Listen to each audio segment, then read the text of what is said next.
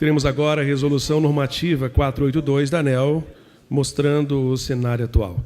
Dr. Davi Rabelo Viana Leite, especialista em regulamentação e regulação da Superintendência de Regulação dos Serviços de Distribuição da ANEEL. Bom, boa tarde, pessoal. Difícil fazer uma palestra depois dessa palestra tão boa do Dr. João Bosco, né? Vou tentar... Primeiro, gostaria de agradecer ao Sindenergia por esse convite, parabenizar pela organização desse evento, uma oportunidade para a gente estar discutindo, para a gente estar enriquecendo a discussão sobre o tema. E quando a gente vai discutir o tema, a gente tem que separar muito bem o joio do trigo, né? Eu acho que o setor elétrico só tem menos especialista do que a seleção brasileira de futebol. Tem gente dando pitaco para tudo que é lado. E, às vezes, fica difícil você separar quem está dando pitaco por dar pitaco e quem está trabalhando sério no setor. Eu venho aqui falar sobre a Resolução 482, desmistificar muita coisa do que está sendo falado aqui, desmistificar também qual é o papel da ANEEL, qual é o papel do governo nesse assunto de geração distribuída, nesse assunto de fomento, de fomento da diversificação das fontes elétricas. Então, vamos lá. Primeiro, uma visão geral da geração. Acho que esse slide já foi mostrado, essa base já foi mostrada. Nossa geração é basicamente hídrica. Eu tirei esses dados pouco antes de vir para cá. Tínhamos aproximadamente 3.400 empreendimentos de geração em funcionamento no Brasil e outros milhares já autorizados em construção pela ANEEL. O que dá uma potência de geração de 138 gigawatts de potência, né? Bom, tem aí 165 empreendimentos em geração que totalizam mais 20 gigawatts de potência. Então, falta de gerador não é. O que é que está faltando? É água. Claro que a crise energética não é culpa de São Pedro, né? São Pedro demonstrou que nem é petista, nem é tucano, né? Não choveu no governo tucano e não está chovendo no governo petista, né? Então, a gente tem um problema sério no setor elétrico, que é o planejamento do longo prazo. Bom, mas voltando aqui à nossa matriz energética, a gente tem basicamente hídrica, complementada com termoelétrica quando precisa, alguma coisa de eólica, alguma coisa de PCH, alguma coisa de termonuclear, 2% só temos 2 termonuclear, e fotovoltaica está ali aparecendo com 0%, está presente, mas não é representativa no cenário nacional. E aqui, por fonte, isso que eu queria destacar, que nosso país é renovável, a água é renovável, o rio é renovável quando chove. Então, cerca de 86% da energia gerada em 2010 veio de fontes renováveis, sendo basicamente hídrica, enquanto no mundo essa média é em torno de 20%. Apesar de a hidrelétrica ter seus problemas, a gente está vivendo um problema de hidrelétrica, a nossa matriz energética, a hidrelétrica, e vai continuar assim por muito e muito tempo. Por quê? Porque esse foi um presente que Deus nos deu, né? Um dos presentes que Deus deu para o Brasil foi um potencial hidráulico fabuloso, gigantesco. Obviamente, a gente está explorando esse potencial elétrico e vai depender desse potencial elétrico. O professor Fernando Antunes, cadê ele? Meu ex-professor, porque eu fiz questão de falar com ele, acabou de dizer, a gente precisa da indústria de uma geração de base. Não adianta sonhar que eólica e solar vai sustentar alguma coisa, que a gente vai depender de eólica e solar, simplesmente por um motivo. Chuva é mais regular do que vento e do que sol. Então, por isso que a nossa base é hídrica. Só que a gente tem que complementar essa hídrica com alguma coisa.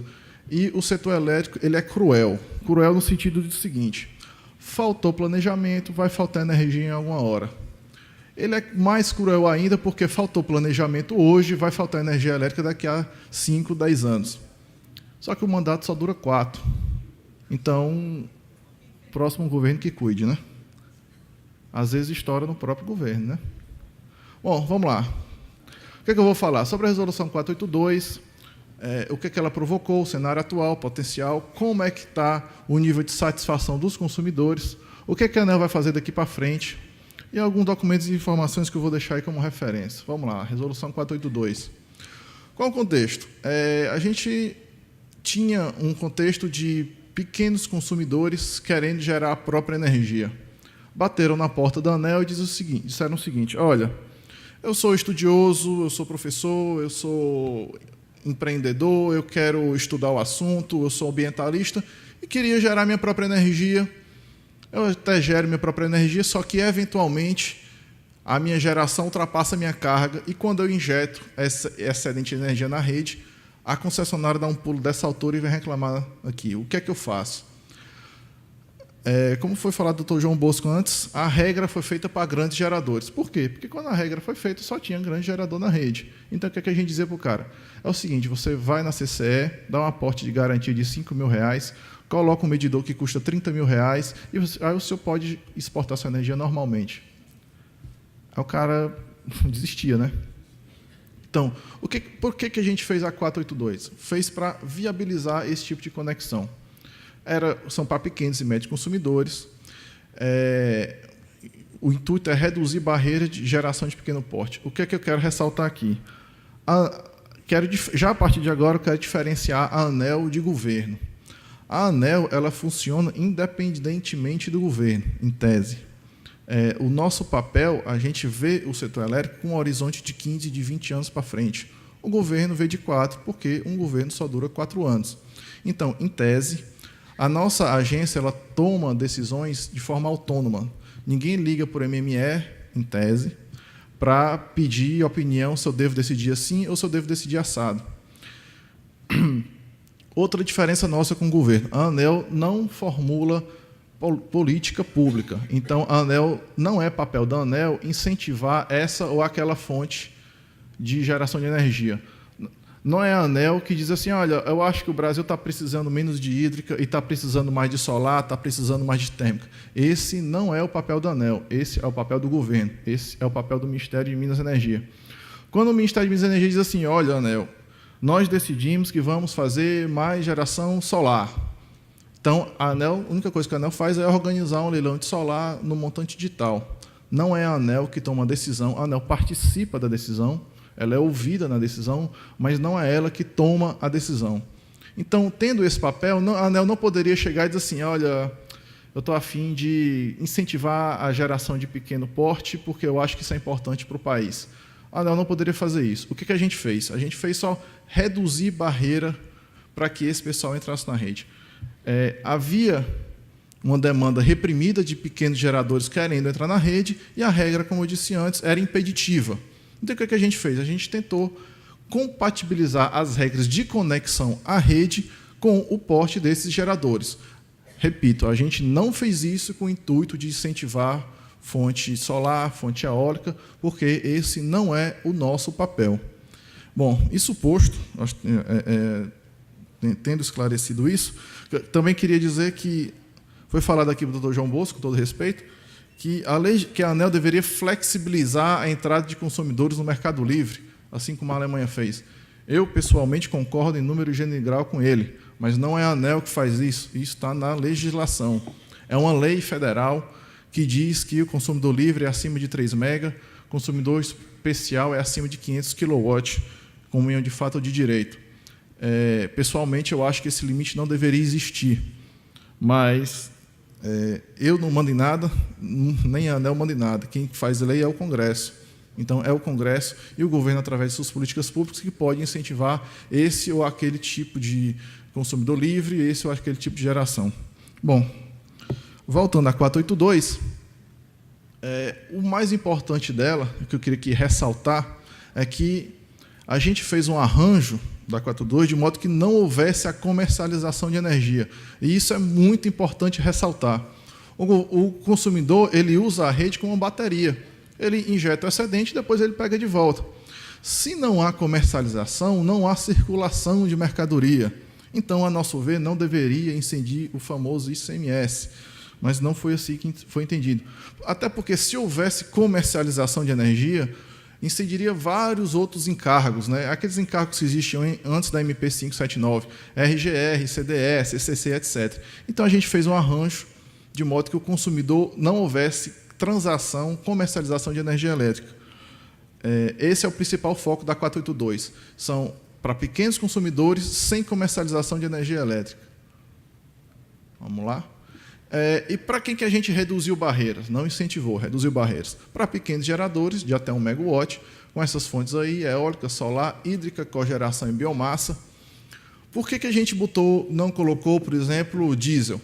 Porque a gente não entendeu como oportuno colocar diesel. A gente resolveu reduzir barreira apenas para as fontes consideradas limpas. Essas são as fontes incentivadas que a gente chama. Então, o que a gente fez para reduzir essas barreiras? Estabeleceu procedimentos de acesso bem simplificados.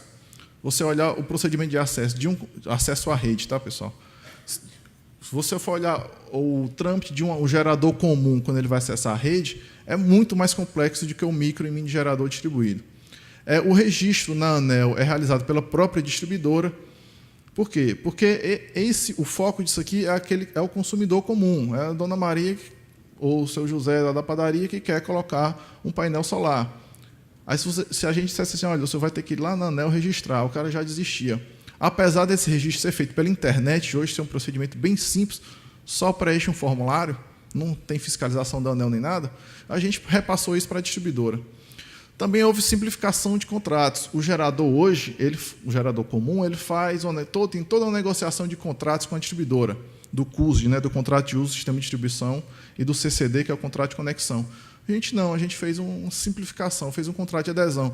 Assim como o consumidor de baixa tensão, eu ou qualquer um aqui na sua casa, assina um contrato de adesão com a distribuidora para consumir energia, é um contrato de adesão para ele poder gerar essa energia também. E a gente estabeleceu o sistema de compensação, que eu vou detalhar à frente. Então, definições aqui, só para não chover no molhado, vou passar rapidamente. A gente criou a definição de micro e mini geração distribuída.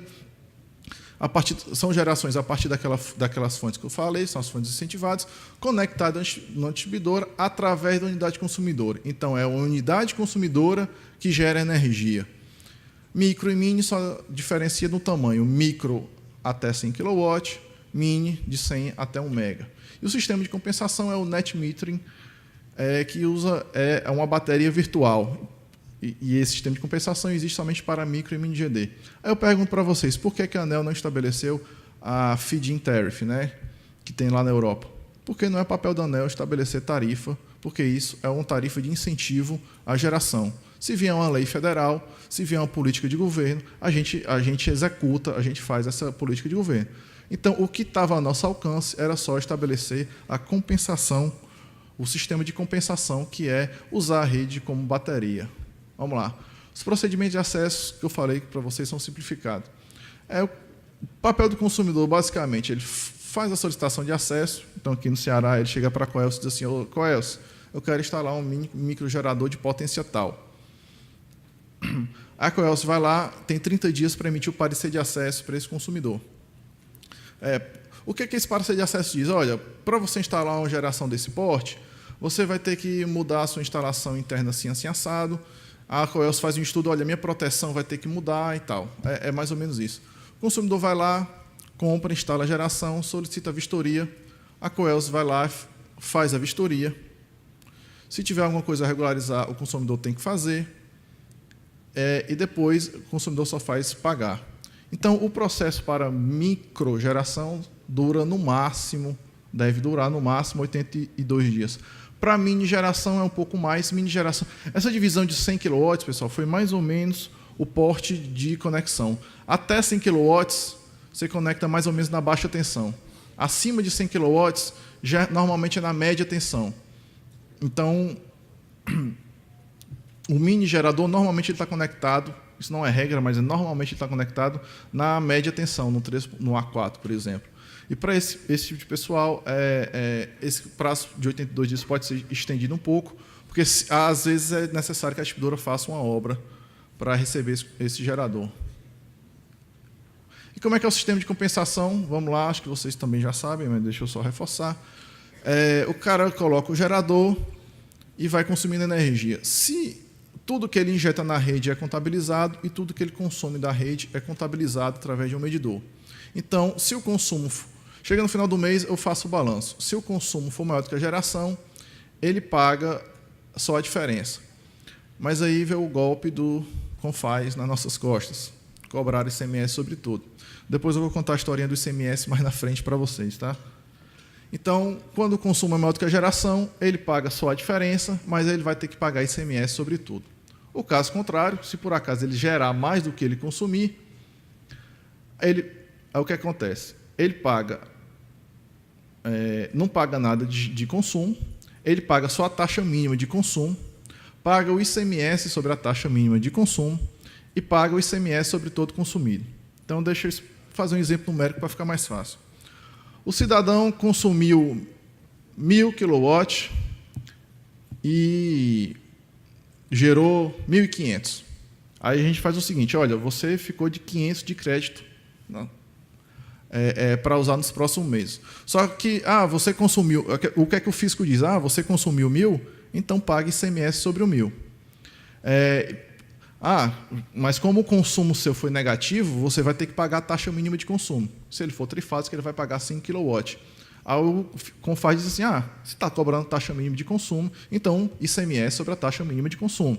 Então, o cidadão gera mais do que consome, vai pagar ICMS, vai pagar a taxa mínima de consumo, ICMS sobre a taxa mínima de consumo e ICMS sobre todo consumido. Então, a conta que virtualmente deveria ser zero, vai vir um presente para ele bem considerável. E foi um presente mesmo, tá, pessoal? A gente só descobriu isso depois que a resolução passou a valer. Bom, esse crédito que excedeu, esses 500 kW, ele pode usar depois na mesma unidade consumidora que foi gerado, no mesmo posto tarifário ou em outro posto tarifário. Se sobrar, ele usa em outra unidade do mesmo CPF CNPJ. Vamos lá. E como é que está? Essa é a resolução e como é que é o cenário atual? Bom, conexões por fonte.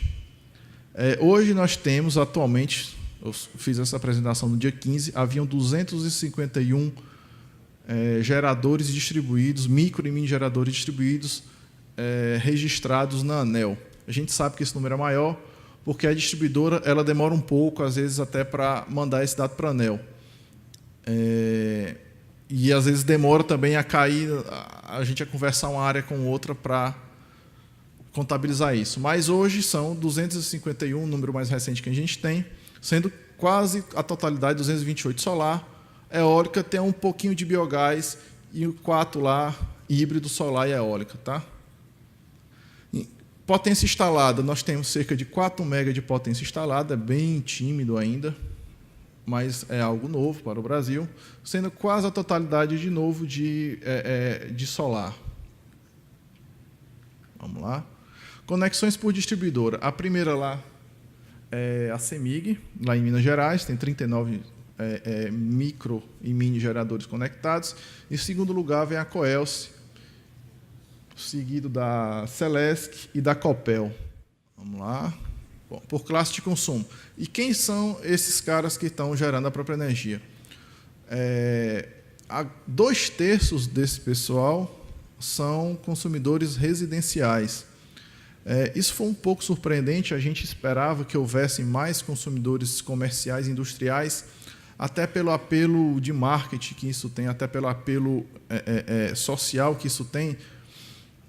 A gente esperava que os consumidores comerciais e industriais aderissem um pouco mais. Só que eu acho que a tarifa alta do consumidor residencial falou mais alto. Então, o pessoal está... Até o dono do... A gente já conversou com o dono de comércio, ele diz assim, não, antes de instalar lá no meu comércio, lá na minha indústria, eu estou instalando primeiro aqui em casa, ver como é que funciona, para depois ir para lá. Né? Então, 2/3 desse pessoal é residencial, 18% comercial, 4% industrial, e grupo A também é muito pouco, talvez porque pela tarifa ser menor.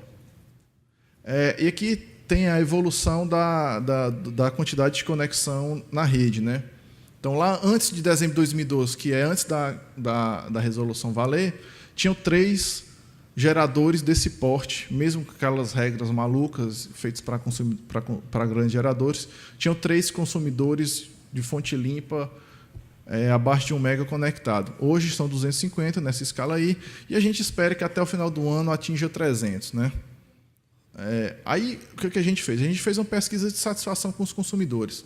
Então, quando foi em março e abril desse ano, haviam 83 consumidores conectados, a gente mandou uma carta para cada um deles, dizendo assim, fazendo algumas perguntas para saber por que você instalou geração distribuída, qual foi a sua motivação, foi difícil instalar, a distribuidora colocou muito empecilho, você precisou recorrer à ANEEL, como foi a atuação da ANEEL? Você está satisfeito com a atuação da ANEEL? E, no geral, e aí, valeu a pena? A gente mandou a carta para 83 consumidores, 42 responderam, né? Foi até um percentual alto, acima do que a gente esperava. Para ser bem breve, qual foi as conclusões dessa pesquisa? Incrivelmente, a motivação para o consumidor instalar geração distribuída não foi econômico, foi, segundo eles, para contribuir para o desenvolvimento sustentável, né? Então, o pessoal queria realmente gerar a própria energia, ter aquela sensação boa de que você está contribuindo para as próximas gerações. Só que isso acendeu um sinal amarelo, que é o seguinte, não é economicamente viável. Então, o pessoal está fazendo por ideologia, por paixão, por algum motivo que não é econômico. Pessoal, tudo bem, isso é muito bonito, mas quando mexe, se não for economicamente viável, isso não vai para frente nunca, né? Então, isso acendeu uma luz amarela para por que não está economicamente viável? Vamos falar mais na frente. Para metade dos consumidores, as exigências que a distribuidora fez foi facilmente atendida, mas para outra metade houve demora e muito esforço, ou seja, as distribuidoras estavam se tornando um empecilho para esse tipo de conexão. Mas isso não é de todo ruim, era algo extremamente novo também para a distribuidora. Ela projetou toda a sua rede para a energia fluir no sentido. Essa história de micro e mini geração começou lá na Europa e, de repente, sai a resolução da ANEEL, que dá 240 dias para elas se adaptarem. E isso mexeu muito com a distribuidora na parte técnica, e elas também estão aprendendo. Então, quero crer que essa dificuldade das distribuidoras se deve à novidade, a algo que é novo. Bom, também para cerca de metade dos consumidores, a fatura de energia informa claramente os créditos acumulados, mas para mais da metade, não. O que é que isso implica? Que a gente tem que melhorar a forma como o consumidor entende a fatura. O que aconteceu, pessoal? Essa história do ICMS pegou todo mundo de surpresa, inclusive a distribuidora. Então, fizeram adaptações de última hora e é realmente complicado. Essa história de ICMS, a gente sentou com um contador, com um advogado tributarista, pedi para explicar, explicou 1, 2, 3 vezes, eu não entendi. Fiquei até com vergonha de perguntar pela 4ª vez. Meu Deus do céu. Mas é difícil mesmo de entender. Então, se é difícil de entender, é difícil de mostrar na conta também. Mas a gente tem que melhorar, porque é nosso papel transformar isso palpável para o consumidor. Lembrando que o consumidor que faz isso, o foco, hoje eu acredito que não é o consumidor leigo que esteja fazendo isso, não é um consumidor comum. Mas o foco é ele. Então, a gente tem que buscar melhorias até chegar a ele, traduzir a conta para o português comum. Bom, sobre a atuação da ANEEL, 60% dos consumidores entenderam como excelente ou boa. Bom, se a presidente foi eleita com 38% de aprovação, acho que 60% de aprovação está bom, né? Só 14% entenderam a nossa atuação como ruim ou péssima. A gente também erra. E aí o dado mais surpreendente, olha, eu fiz por paixão, por amor à causa, não é economicamente viável, tive dificuldade com a distribuidora, tenho dificuldade de entender o que está na conta, mas 98% está satisfeito. E de todos os consumidores, 62% disseram que suas expectativas foram alcançadas ou superadas. Bom, talvez ele não estivesse esperando muito do sistema de geração, né? Bom, feita essa pesquisa, o Dr. João Bosco também fez uma crítica para a gente, dizendo que a gente não acompanha. O governo, né? De novo, eu não sou governo, graças a Deus. Mas a gente está acompanhando sim, tem 250 instalados, não 100. A gente está acompanhando, mandou carta para o consumidor, ouviu o consumidor, está indo seminário, a gente conversa lá, a gente conversa com a Brad, leva a paulada da Brad, vai conversar com o consumidor, leva a paulada do consumidor. Mas esse é o nosso trabalho, a gente tem que ouvir, porque esse é o processo de aperfeiçoamento. Bom, quais são os desafios? Primeiro, tem que ter política pública voltada à micro e mini geração para esse negócio deslanchar. A gente vai lá, bate na porta do Ministério, olha, o Ministério acha muito bonita a história, mas está preocupado com outra coisa, né? Está faltando água, está faltando energia. Depois eu resolvo isso. Primeiro, produção dos equipamentos no Brasil. Importar é caro pra caramba, demora pra caramba, passa não sei quanto tempo parado na receita. Importação de peça, importação de painel é uma dificuldade. Outra coisa, pessoal, a gente é um país presenteado por Deus, mas ninguém é tão rico assim de estar comprando coisa dos outros, né? Vamos desenvolver aqui. A gente tem que desenvolver alguma coisa aqui. Vamos passar a desenvolver tecnologia ao invés de comprar. A gente tem que formar conhecimento e não comprar conhecimento. Outras ações públicas que estão engateando ainda, mas de forma ainda muito tímida, talvez porque esse mercado ainda esteja muito pequeno, não despertou o interesse dos bancos, existir fontes de financiamento. Um sistema de compensação, um sistema de micro e mini geração distribuída, ele custa equivalente a um carro. Para comprar um carro é muito fácil, consigo parcelar em várias parcelas. Mesmo sendo caro, pagando IPVA, gasolina, etc., o pessoal faz. Esse sistema, depois que eu instalo, pronto, eu não pago mais nada, pelo contrário, eu tenho uma redução na fatura. Então, faltam fontes de financiamento. A gente tem conversado com algumas pessoas, com o BNDES, para direcionar fontes de financiamento para isso. Mas até o BNDES ele fala, olha, para eu lançar uma linha de financiamento, eu tenho que ter conteúdo nacional. Bom, e o grande problema que está aí em vermelho, em letras garrafais, é o ICMS. Esse tem sido o grande vilão. ICMS, PIS e CONFIS também, tá, pessoal? Mas ICMS é realmente o grande vilão. O que é que aconteceu? A gente soltou a primeira versão da Resolução 482, e aí alguns especialistas foram na análise e disseram assim, olha, do jeito que está aí, o Confaz vai faturar energia consumida, vai faturar ICMS sobre a energia consumida, sobre a energia gerada e sobre a diferença. Putz, aí lascou, né? Tem que fazer alguma coisa. A gente foi lá no Confaz conversar, explicou para eles disseram, não, então faz o seguinte, escreve que isso aqui é um empréstimo a título gratuito, parará, porque aí fica bem caracterizado para os fiscos estaduais que não é uma comercialização de energia, que não tem circulação de mercadoria. Tá, a gente escreveu, tem que escrever, a gente escreveu direitinho. Funcionou, pessoal? Não. Tome ICMS na cabeça. Todas as contas que a gente fez, todo o trabalho que a gente fez foi desconsiderando o ICMS, mas o ICMS ele passou a ser cobrado. Na minha humilde visão, eu não sou advogado tributarista, não entendo nada, não sou contador, não procede essa cobrança de ICMS. Não tem circulação de mercadoria. A distribuidora está prestando um serviço para o consumidor. Qual é? É de guardar energia para ele. Obviamente, não é aquele elétron. Eu entrego um elétron para a distribuidora, ela não está segurando aquele elétron. Ela vai me devolver outro elétron. Então, segundo o fisco estadual, é imposto nele. Então, essa questão é muito importante. Mas eu acredito que essa questão ela está sendo resolvida depois das eleições, né? As eleições tem aquele período de transição e tal, isso talvez seja resolvido. Tem um bom exemplo do estado de Minas Gerais, que isentou o ICMS, a cobrança de ICMS por 5 anos. O estado de Tocantins estava avaliando isso, o Mato Grosso do Sul está fazendo por força de uma decisão judicial para alguns consumidores. Mato Grosso do Sul, só quem instalou foi juiz, procurador, desembargador e tal. Aí todo mundo entrou na justiça, conseguiu facilmente. Mas o que é que acontece, pessoal?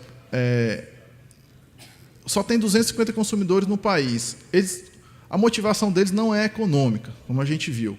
Então, ele não tá, nesse momento, ninguém está muito preocupado em dinheiro ainda.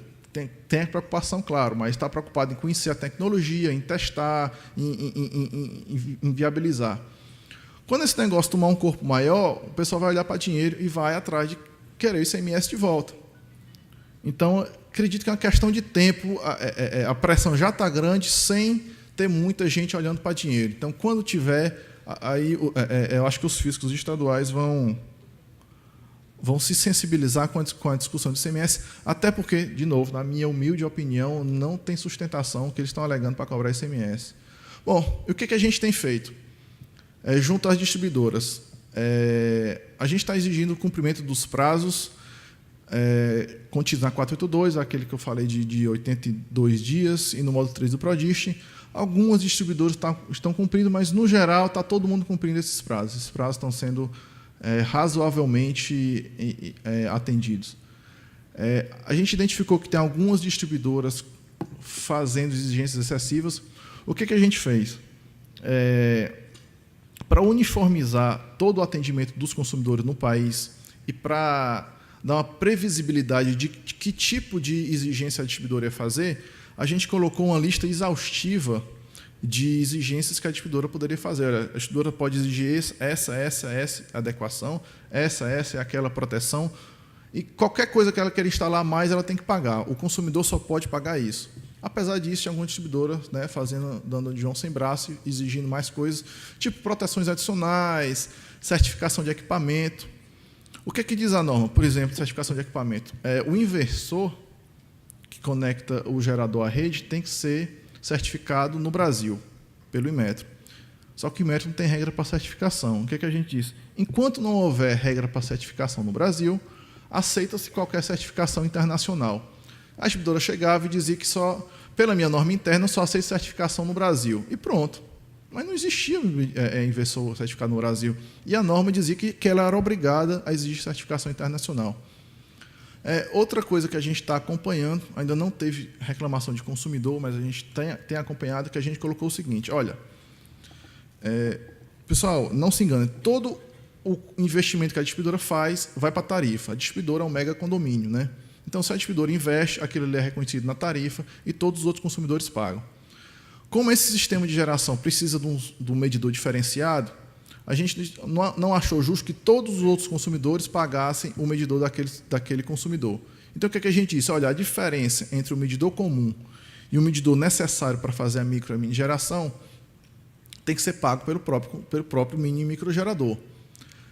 Só que não se espera que esse custo seja muito alto. Bom, se eu uso um medidor comum para medir o consumo, é só trocar esse medidor por um medidor bidirecional para medir o consumo e a geração. Simples assim. Já pegamos distribuidoras cobrando R$ 1.200 por esse medidor. Um medidor comum, um comum chinês, bem simples, está na casa de R$ 50. O dobro dele dá R$ 100. Por que você está cobrando R$ 1.200? Né? Aí a distribuidora passou a cobrar R$ 100 depois que a gente fez essa pergunta. Bom, o que a gente está fazendo? Na própria resolução tem um artigo lá, não sei se é o último ou o penúltimo, dizendo assim: olha, essa resolução vai ser revisada daqui a 5 anos, em até 5 anos. Então, a gente já está começando a revisão dessa resolução, já está começando os estudos de revisão dessa resolução.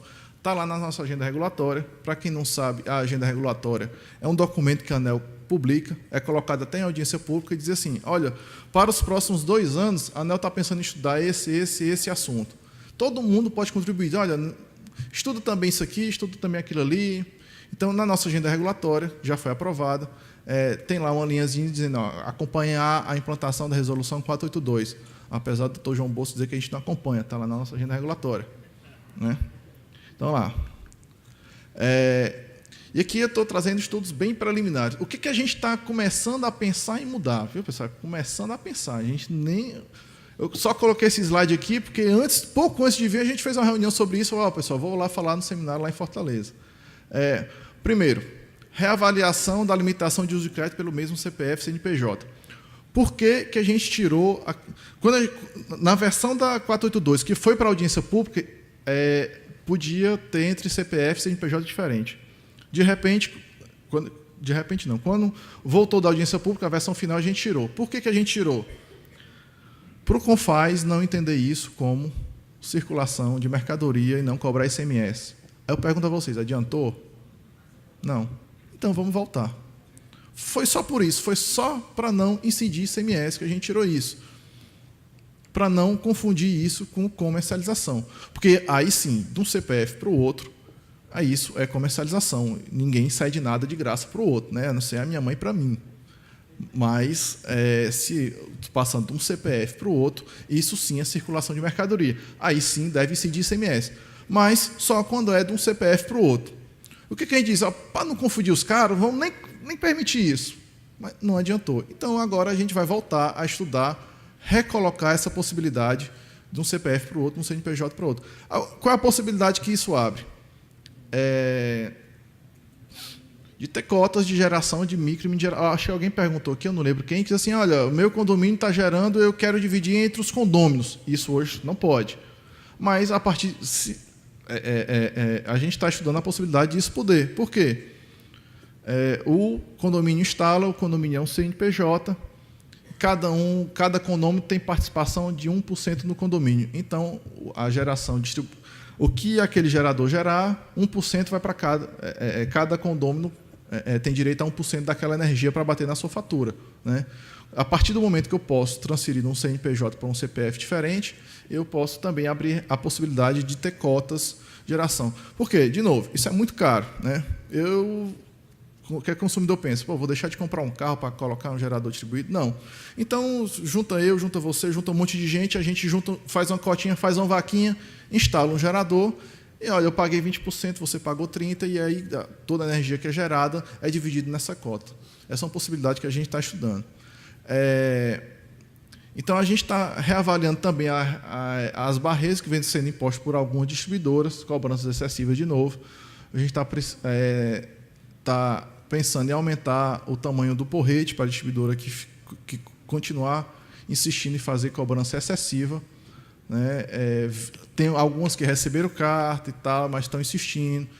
É um caminho chato, tortuoso. Ninguém quer aplicar multa, porque multa é a última instância. A gente quer que o consumidor seja atendido, ninguém quer cobrar multa de ninguém. Mas se for o último recurso, a gente vai ter que usar. E, de novo, explicitar as informações que devem estar contidas nas faturas, que isso foi motivo de reiteradas reclamações na ANEEL. Acho que a grande maioria das reclamações que a gente recebe hoje diz respeito à fatura de energia. Na primeira palestra aqui desse seminário, foi a palestra do Greenpeace, a Bárbara Rubinha, se eu não me engano o nome dela. Ela falou que... Eu fiquei feliz quando ela falou da 482, dos pontos a se revisar da 482. Dos três pontos que ela falou, 2 estão aí. Parece até que eu escrevi depois dela, mas não foi. O terceiro ponto que ela falou é que a ANEEL deveria aumentar a quantidade de meses para o consumidor devolver o crédito. Aqueles 36 meses. Né? Você gerou mais do que consumiu, isso gera um crédito para ser utilizado em até 36 meses. Isso pode ser reavaliado, não está no nosso plano de trabalho, até porque a gente não recebeu nenhuma reclamação, nenhum feedback dos consumidores desse tipo, até porque essa fonte é intermitente. Então, é muito, muito difícil que um consumidor e um gerador desse porte, que o consumidor passe 36 meses seguidos gerando mais do que consumindo, né? Não acredito que seja isso que que esteja atravancando o desenvolvimento da micro e mini geração. Mas é algo, de novo, a gente está começando a pensar sobre o assunto, isso ainda vai para a audiência pública, a gente está aberto à contribuição mesmo antes da audiência pública, a gente recebe reunião todo o tempo, o pessoal querendo fazer contribuições, a gente está aberto a receber. Isso pode ser discutido, sim, com certeza será na audiência pública. O que mais que a gente está pensando? Avaliar a possibilidade de isentar os micro e mini geradores distribuídos do custo de disponibilidade. Aquela taxa mínima que se paga, né? Só que isso aqui tem uma discussão filosófica grande por trás. Por quê? Quando o cara gera mais do que consome, ele usa a rede, ele está usando a rede como bateria, concorda? Só que, se eu não cobrar a taxa mínima, a distribuidora não recebe nada. Então, ele usa o fio, ele usa a rede, e sem a taxa mínima, ele não pagaria nada por isso. E não tem almoço grátis, se ele não paga, alguém vai pagar. São os outros consumidores, né? Se isso for numa escala bem pequena, não tem problema nenhum, né? Mas se isso começar a se tornar numa escala maior, isso vai impactar na tarifa final dos outros consumidores. Então, a gente tem que verificar isso. Então, mas, ao mesmo tempo, esse custo de disponibilidade é o que vem inviabilizando economicamente alguns projetos. Se o cara gera mais do que consome, ele paga taxa de disponibilidade, o custo de disponibilidade, mais ICMS sobre esse custo de disponibilidade, né? Então, essa é uma discussão, eu acho que é a discussão mais interessante, uma das discussões mais interessantes que envolve esse assunto é se deve haver ou não a cobrança do custo de disponibilidade, apesar de o micro e mini gerador usar a rede. Em outras palavras, transformando para o português claro, os outros consumidores devem pagar o custo de disponibilidade que esse consumidor deixaria de pagar, que esse gerador deixaria de pagar? Essa é a resposta que a gente tem que dar. Esclarecer a ordem de uso dos créditos. Aquela ordem que eu falei para vocês, usa a mesma unidade consumidora, primeiro no posto horário, depois em outro posto horário, pode usar em outra unidade consumidora. Aí, quando a gente coloca ICMS não, desculpa, a possibilidade de você transferir para outro CPF, CNPJ, o que é prioridade ou não. Isso está de uma forma tão complicada que teve que sair um FAQ da ANEEL esclarecendo como é que é a ordem de crédito para a distribuidora. Até as próprias distribuidoras tinham dúvida de como fazia isso. E se tem uma resolução e precisa de alguém estar explicando o que a resolução está dizendo, é porque a resolução não está bem escrita, ela não está bem clara. Então, a gente precisa rever como esclarecer a ordem do uso dos créditos. E o outro ponto, acho que o último aspecto, é reavaliar a necessidade de uso de relação das TS para transferir o crédito ponto e fora ponto. O que é que isso significa? A tarifa de energia elétrica tem um monte de componente. É a compra de energia, é o uso do fio, é encargo, tem um monte de penduricalho lá. Aí, para ser exato, a gente diz o seguinte, olha, para transportar energia da ponta para fora de ponta, são 2 produtos diferentes. Então, tem 2 preços diferentes. Só que a tarifa da ponta e a tarifa fora de ponta difere do custo do uso do fio e da tarifa de energia. A tarifa de energia, a parcela energia na tarifa é só uma parcela, né? Então, a gente pega uma parcela da tarifa final e compara com uma parcela da tarifa final. Por quê? Porque a gente quis ser bem exato no cálculo, né? Se ele está gerando energia, eu tenho que considerar só a parcela energia da tarifa dele. Bom, tecnicamente está perfeito, mas isso é complicado pra caramba. E meu chefe, ele tem uma pergunta, ele faz uma pergunta sempre para a gente, assim: você quer ser feliz ou quer ter razão? Nesse caso, a gente quis ter razão, mas não está sendo feliz. Em nome da exatidão, a gente sacrificou a simplicidade. Talvez, se a gente não fosse tão exato, fosse só simples, pega a tarifa final com tarifa final e pronto. Fosse mais fácil, né? E fosse mais palpável, mais compreensível para o consumidor. Então, essa é uma discussão que a gente pretende também reativar. Bom, documentos e informações. A gente soltou um caderno temático, está lá no site da ANEEL.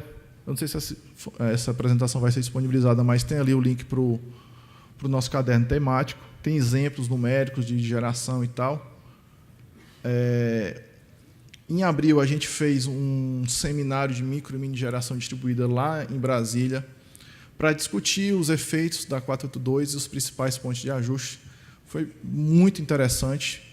A gente convidou consumidores.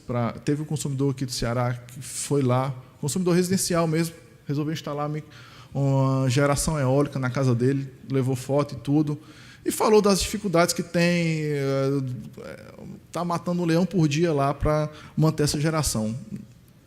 Chamou um consumidor comercial também para ele mostrar por que ele fez isso, qual foi a dificuldade que ele enfrentou e tal. Chamou concessionária de energia para falar das dificuldades, para tentar desmistificar um pouco o assunto também, né? As apresentações são muito interessantes. Quem tiver interesse, vai lá no site da ANEEL, que tem essas apresentações.